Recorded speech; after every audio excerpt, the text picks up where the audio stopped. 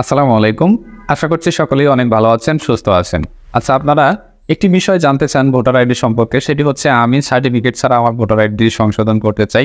কিভাবে করব বা কোনো নিয়ম আছে কিনা? আজকের ভিডিওতে আমি আপনাদের বোঝানোর চেষ্টা করব যে সার্টিফিকেট ছাড়া আইডি কার্ড সংশোধন হবে কিনা, আর যদি হয় সেগুলো কোনগুলো আপনারা সংশোধন করতে পারবেন। আমাদের আইডি কার্ডটি সংশোধন করতে হলে সেটি সার্টিফিকেট ছাড়াই হোক আর সার্টিফিকেট দিয়েই হোক, আমাদের বেশ কয়েকটি তথ্য জানতে হবে।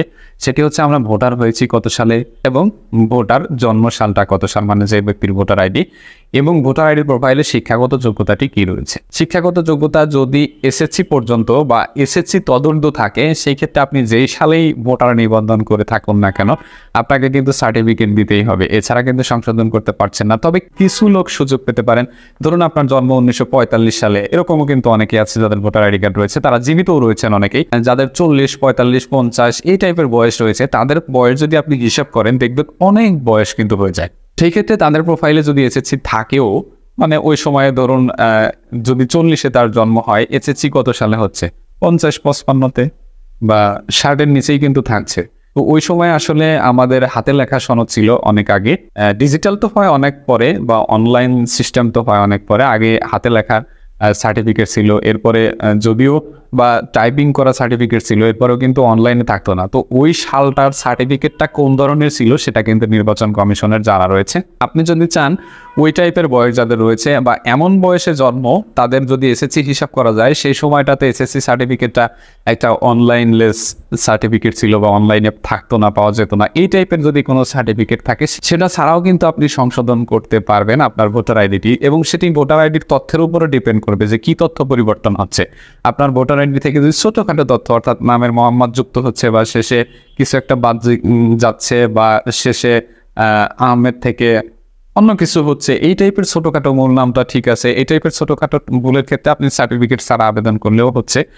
জন্ম সনদ বা অন্যান্য ডকুমেন্টস দিয়ে আপনার এসএসসি থাকে বা তার বেশিও থাকে, তাহলে ওই যে সার্টিফিকেটের পরিবর্তে আপনি এফিডেভিটি ব্যবহার করতে পারেন। আবার যদি ধরেন আপনি ওই সালে জন্ম নেওয়ার পরেও বয়স অনেক সংশোধন চাচ্ছেন, সেক্ষেত্রে আপনি এফিডেভিট ব্যবহার করতে পারেন যদি এসএসসি বা তদূর্ধ্ব থাকে। ওই সময় সার্টিফিকেট তো অনলাইন লেস ছিল, চেক করার কোনো সুযোগ নেই, হাতে লাগা একটা সার্টিফিকেট দিলেও চলছে। আবার যদি না দিতে পারেন, সেক্ষেত্রে আপনি এফিডেভিটও ব্যবহার করতে পারবেন। আচ্ছা, এরপরে আসি হচ্ছে এদের পরে যাদের জন্ম, অর্থাৎ যারা 2008 সালেও নিবন্ধন করেছেন, যাদের 40, 50, 60 বা 70, 80 পর্যন্ত যাদের জন্ম রয়েছে, বা 80, 90ও হতে পারে, 90-এর দিকেও যদি বলা যায় হতে পারে, 80 পর্যন্ত যাদের জন্ম রয়েছে বা 80 সামথিং হতে পারে, আপনারা বিষয়টি দেখবেন যে কোন সাল থেকে আসলে জিএসসি বন্ধ হয়ে গেছে। তো সেই ধরনের লোকরা যদি থাকেন, তাদের যদি নবম শ্রেণী পর্যন্ত থাকে, বা দশম শ্রেণী তো আর থাকে না, সরাসরি এসএসসি থাকে, নবম শ্রেণী পর্যন্ত যদি থাকে, সেই ক্ষেত্রে তাদের কোনো প্রকার শিক্ষাগত যোগ্যতা ছাড়া তারা অন্যান্য ডকুমেন্টস ব্যবহার করে যে কোনো সংশোধন কিন্তু চাইতে পারবেন। এখানে আরেকটি কথা থেকে যায়, সেটা হচ্ছে আপনি যদি 2023 সালে এসে নবম শ্রেণী দিয়ে সেই ক্ষেত্রে আপনি সার্টিফিকেট ছাড়া আবেদন করেন, তাইলে কিন্তু হবে না। অর্থাৎ আপনার বয়সটা এমনভাবে অ্যানালাইসিস করতে হবে যে আপনার যে জিএসসি পরীক্ষাটা পাচ্ছেন সেটা জিএসসি ছিল কিনা বা অনলাইন ভিত্তিক ছিল কিনা। যদি না থাকে তাহলে আপনি সার্টিফিকেট ছাড়া আবেদনটি করতে পারবেন। আচ্ছা, সার্টিফিকেট না থাকলে অনেকে বলেন মার্কশিট দিয়ে আবেদন করা যাবে কিনা? হ্যাঁ, যাবে। মার্কশিট সার্টিফিকেট একই কথা, দুটোর একটা ব্যবহার করতে পারবেন। আচ্ছা, এরপরে আসি এদের পরে যাদের জন্ম, যারা 2000 সালে জন্ম, 2005 সালে জন্ম, 2006 সালে জন্ম, এই টাইপের লোকরা কিন্তু তারা বয়স এদিক সেদিক করতে চান বেশি। অর্থাৎ কেউ বলেন যে আমার 2003 জন্ম, আমি একটু বয়স বাড়াতে চাই। কেউ বলেন আমার এই যে 2000-এর পরে জন্ম যাদের, বা 1990 থেকে যাদের জন্ম, এরাই কিন্তু বয়সটা এদিক সেদিক বেশি করতে চান। পূর্বের লোকরাও করতে চান না যে তা না, তারা কিন্তু একটু কম আছে। অনেকেই দেখা যাচ্ছে আবার ইচ্ছা করে নামটা ভালো লাগছে না, সে নামটা পরিবর্তন করতে চান। তো এগুলো তো চাইলেই সংশোধন হবে না, এগুলোর একটা নির্দিষ্ট পরিমাণ রুলস এবং প্রসেস রয়েছে। তো এই প্রসেসের মধ্যে আপনাকে থাকতে হবে। এখন আপনার যদি 1990 সালের পরে হয়, সেক্ষেত্রে যদি আপনার ভোটার আইডি প্রোফাইলের মধ্যে দশম শ্রেণী বা নবম শ্রেণী থাকে, তাহলে তো আপনি জিএসসি পরীক্ষা পেয়েছেন। অথবা 1995 সাল যাদের, তারাও তো জিএসসি পরীক্ষা হয়তো পেয়েছেন। 1998, 99 সাল বা 2000 সাল, 2001, 2, 3, 4, 5, যাই হোক, যেই সালই হোক না কেন, এই টাইপের যারা জিএসসি সনদটি কিন্তু তারা পেয়েছেন, তারা কিন্তু ভোটার আইডি প্রোফাইলে নবম দশম শ্রেণী থাকলেও, এসএসসির নিচে থাকলেও কিন্তু সার্টিফিকেট আপনাকে দিতে হবে। তাহলে আমরা কি বুঝলাম? যে সার্টিফিকেট আমাদের না থাকলেও কিন্তু সংশোধন হবে, যদিও প্রোফাইলে শিক্ষাগত যোগ্যতা রয়েছে। আবার অনেকেই রয়েছেন যারা অনেক আগে ভোটার হয়েছেন, তারা মুখে মুখে বলে দিয়েছেন যে আপনার এসএসসি বা এইচএসসি এই মুখে বলে দিয়েছেন, জাস্ট কোনো প্রকার সার্টিফিকেট নেওয়া হয়নি, অ্যাড করাও নেই।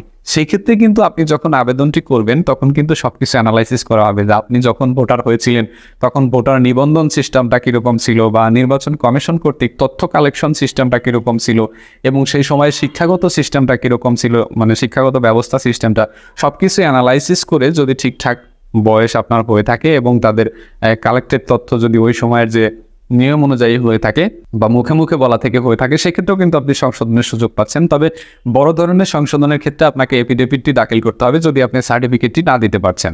আচ্ছা, আবার অনেকেই রয়েছেন সমস্ত কাগজে এক, তারপরেও সে বলে কিনা আমি 2 বছর বাড়াতে চাই, 4 বছর কমাতে চাই, 5 বছর বাড়াতে চাই বা 5 বছর কমাতে চাই, অথবা আমার নামটাই আমি চেঞ্জ করে ফেলতে চাই। এটা কখনোই সম্ভব না। আপনাকে যদি সংশোধন করতেই হয় সমস্ত কাগজে যদি এক থাকে তাহলে এটি ভুল প্রমাণিত হয় না। আপনি মুখে বলছেন যে আমার নাম শাকিল, আমার আইডি কার্ডে মেহেদি হয়ে গেছে, এখন আমার এটা সংশোধন প্রয়োজন, এই মুখের কথার কোনো দাম নাই। আপনাকে যদি সংশোধন করতে হয় তাহলে প্রথমে জন্ম সনদটি আগে ঠিক করতে হবে, অর্থাৎ আপনি শাকিল নাম চাচ্ছেন আর যেই নাম ভূত পেতনি যাই চাচ্ছেন সেটা আগে জন্ম সনদে করবেন। এরপরে আপনার ভোটার আইডি প্রোফাইলে শিক্ষাগত যোগ্যতা অনুযায়ী সেই যোগ্যতার সাল এবং ভোটার হওয়ার সাল সবকিছু অ্যানালাইসিস করে যদি আপনার সার্টিফিকেট দেওয়া বাধ্যতামূলক হয়ে থাকে তাহলে সেই সার্টিফিকেটটি করে আসতে হবে। এরপরে আপনি এই দুটো ডকুমেন্টস ব্যবহার করে আবেদনটি করতে পারবেন। এর সাথে সাপোর্টিং কী কী লাগে সেই পিতামাতার তথ্য থাকলে পিতামাতার আইডি কার্ড দিবেন, আর অন্যান্য তথ্য থাকলে অন্যান্য কাগজ। তো আমরা বুঝেই গেছি যে আমরা যদি খামখেয়ালি বা এমনি এক তথ্য সংশোধন চাই বা হুটহাট মনে হলো ইচ্ছা হলো সংশোধন চাই, সেটা কিন্তু সম্ভব হচ্ছে না। আমাদের যুক্তিযুক্ত তথ্য সংশোধন চাইতে হবে এবং ডকুমেন্টস দাখিল করতে হবে।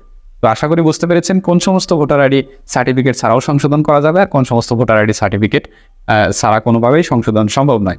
এরপরেও যদি জানতে বুঝতে কোনো অসুবিধা হয়ে থাকে কোনো সমস্যা নেই, কমেন্ট বক্স খোলা রয়েছে, কমেন্ট বক্সে কমেন্ট করে জানিয়ে দেবেন।